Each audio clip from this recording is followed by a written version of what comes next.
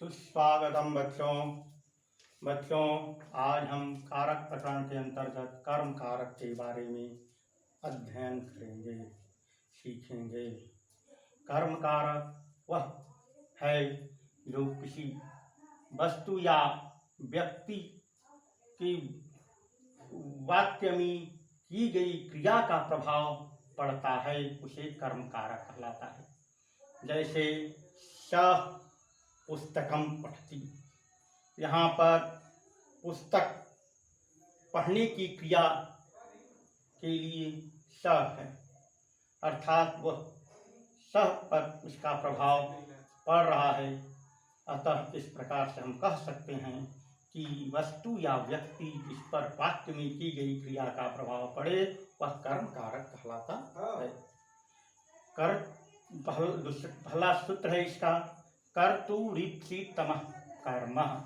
कर्ता के लिए जो अभिष्ट हो उसे कर्ता कारक कर्म कारक कहते हैं।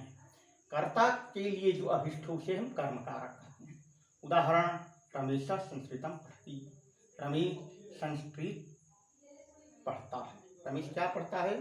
संस्कृत पढ़ता है। अर्थात जो कर्म है वह संस्कृत है, जो द्वितीया विभक्ति में प्रयोग है। अब आते हैं कर्मणि द्वितीया। कर्म कारक में द्वितीया विभक्ति का प्रयोग होता है।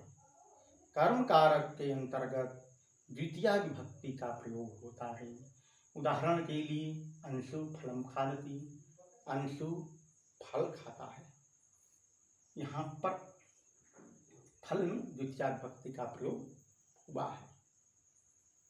अभितः परितः सर्वतः उभयतः योगी द्वितीया।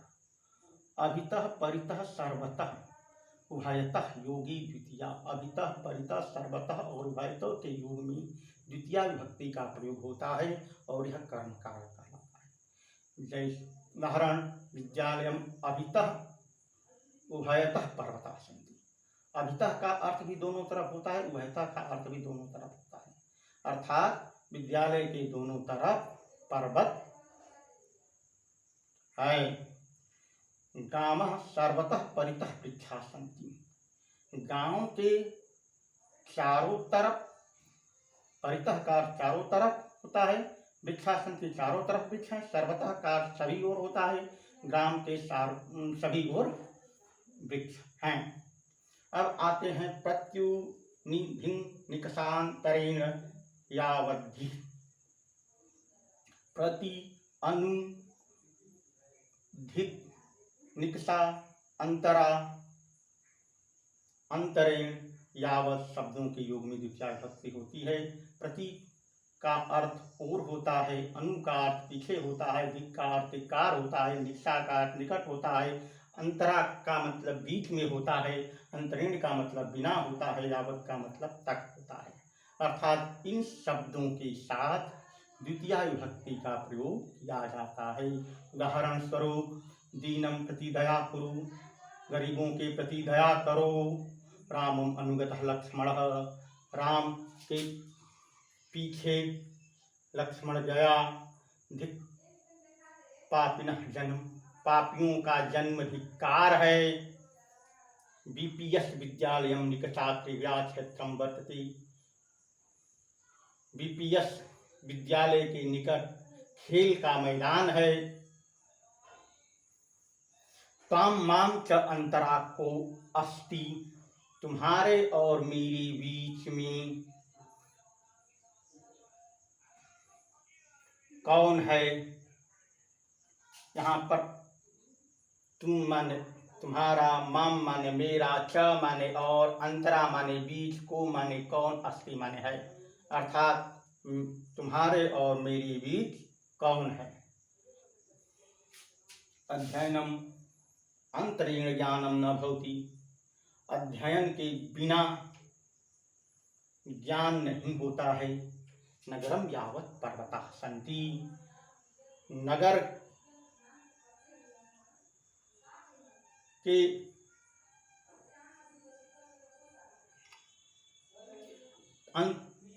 नगर तक पर्वत है।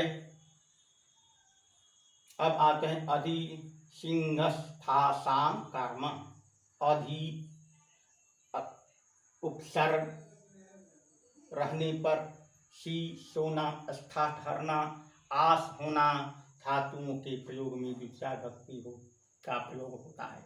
यहाँ पर उपसर्ग शब्द आता है। उपसर्ग उसको कहते हैं जो किसी भी शब्द के पहले आकर उसके अर्थ को बदल दे, वह उपसर्ग कहलाता है। तो यहाँ पर अधि उपसर्ग रहने पर कह रहा है। अधि क्या है? उपसर्ग है। इसके रहने पर सी सोना, स्था ठहरना, आस होना धातुओं के प्रयोग में द्वितीया विभक्ति का प्रयोग होता है। जैसे हरि वैकुंठम अधिशेते, भगवान विष्णु वैकुंठ में रहते हैं।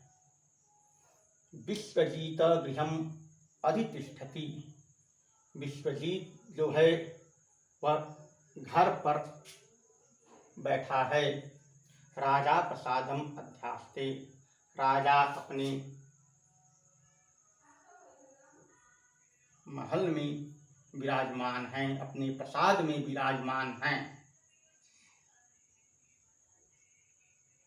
एक बार पुनः हम इसको देख लें। अधि उपसर्ग रहने पर सी सोना, स्था ठहरना,